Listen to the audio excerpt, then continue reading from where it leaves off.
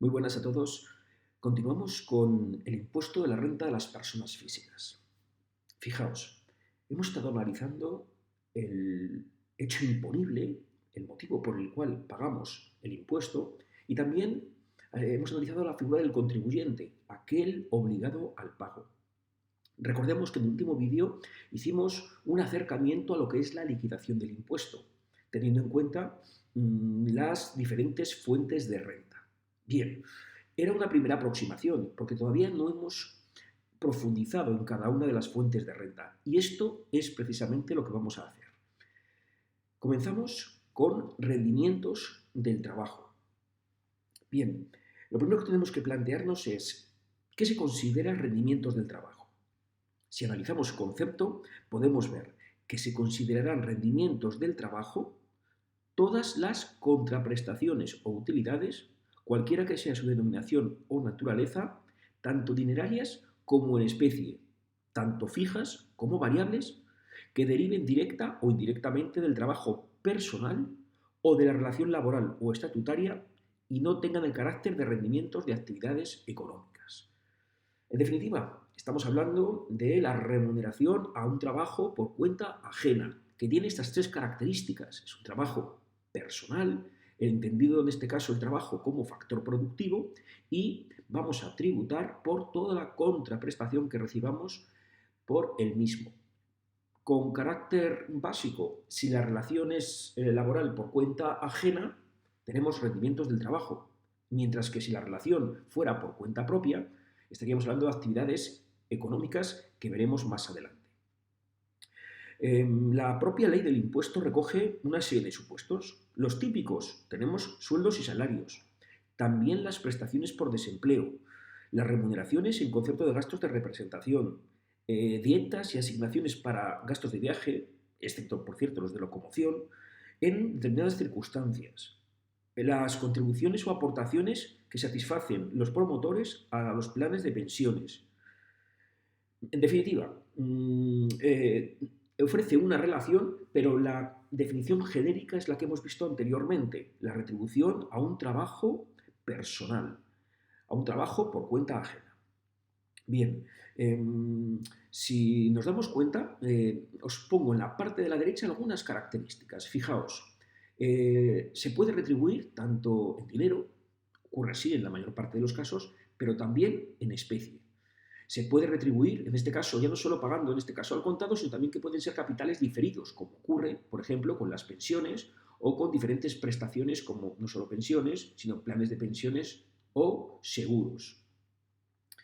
Lo que es interesante conocer es que las dietas y las asignaciones para viaje, de una manera en este caso muy concreta, suponen un supuesto especial que veremos con detalle más adelante.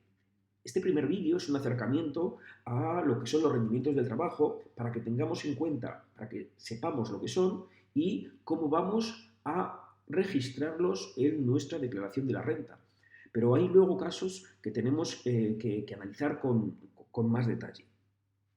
Bien, además, por expresa disposición legal, tienen la consideración de rendimientos del trabajo las prestaciones derivadas de los sistemas de previsión social.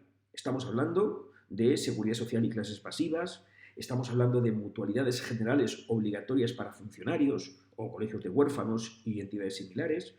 Hablamos de planes de pensiones, mutualidades de previsión social, seguros de dependencia, etc. También las cantidades que se abonen por razón de su cargo a los diputados españoles en el Parlamento Europeo, a los diputados y senadores de las Cortes Generales, a los miembros de las Asambleas Legislativas Autonómicas, concejales del Ayuntamiento y miembros de las Diputaciones Provinciales. Se podría suponer que no son, que son rendimientos del trabajo, pero la ley expresamente señala que lo son. También señala que son rendimientos del trabajo los rendimientos que se derivan de impartir cursos, conferencias, coloquios, seminarios y similares. Obviamente, siempre que dichas actividades no supongan la ordenación por cuenta propia de los medios de producción y de recursos humanos, o de uno de ambos. También lo señalamos aquí, ¿vale? Tenemos los rendimientos en la elaboración de obras literarias, artísticas o científicas. También tenemos las retribuciones a los administradores y a los miembros del Consejo de Administración en las juntas que hagan sus veces y demás miembros de otros órganos representativos. Tened en cuenta que ya hemos analizado este aspecto cuando analizábamos los gastos de personal y cuando analizábamos también la figura del administrador.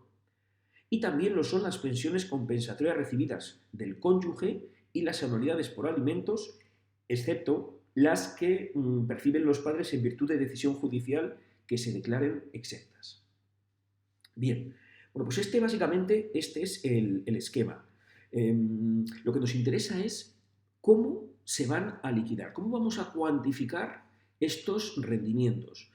Y fijaos, porque el esquema es muy parecido para los diferentes tipos de rendimientos. A los ingresos, a todas las percepciones que tengamos, vamos a reducirle en determinados casos, solo en determinados casos, por ser rendimientos que se consideran irregulares. Luego lo veremos.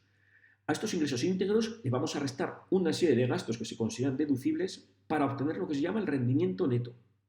Pero es un rendimiento neto previo, porque también hay reducciones, hay casos en los que el rendimiento neto se hace más pequeño, con el fin de calcular el rendimiento neto de trabajo. Bien, pues en cuanto a los ingresos íntegros, ya hemos hecho una clasificación de todos los que son. Bien, vamos a ver en segundo lugar, ¿cuándo pueden reducirse? Bueno, pues pueden reducirse en este caso concreto. Es decir, se pueden reducir en un 30%, no todos, obviamente, se puede reducir la cuantía del importe íntegro de aquellos rendimientos del trabajo que tengan un periodo de generación superior a 2 años. Cuidado porque es este caso concreto, ¿vale? O sea que si dentro de los ingresos íntegros percibimos alguno, imaginaos en este caso un despido, donde, bueno, pues haya derecho a una indemnización por despido. Obviamente esa indemnización se referirá a todos los años de trabajo y perfectamente podrían ser más de 2. Más adelante haremos un caso práctico. Bien, pues estos ingresos íntegros, y si procede la reducción correspondiente, le practicamos una serie de gastos. Los gastos son aquellos, en este caso, que explícitamente dice la ley. Y, bueno, pues aquí os hago una pequeña enumeración.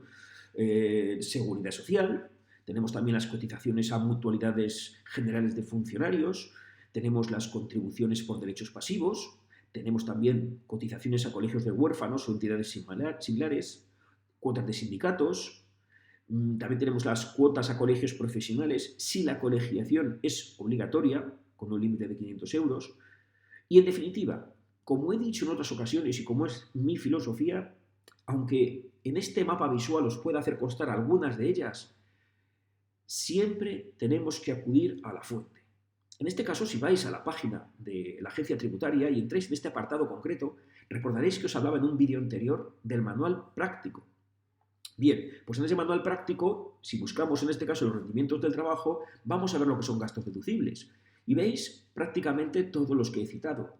Pero fijaros, porque de forma totalmente intencionada he obviado uno que ahora mismo está vigente. También se pueden deducir con carácter general 2.000 euros, simplemente así, por tener, en este caso, rendimientos del trabajo.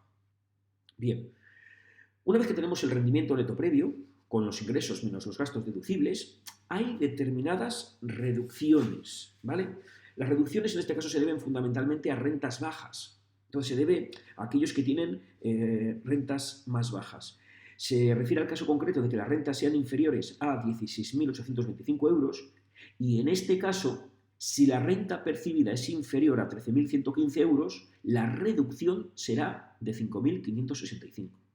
Mientras que si la renta o el rendimiento del trabajo está entre 13.115 y 16.825, pues ese importe de 5.565 se reducirá en esta cuantía, en la cuantía de multiplicar 1,15 por lo que es el rendimiento neto menos los 13.115 euros.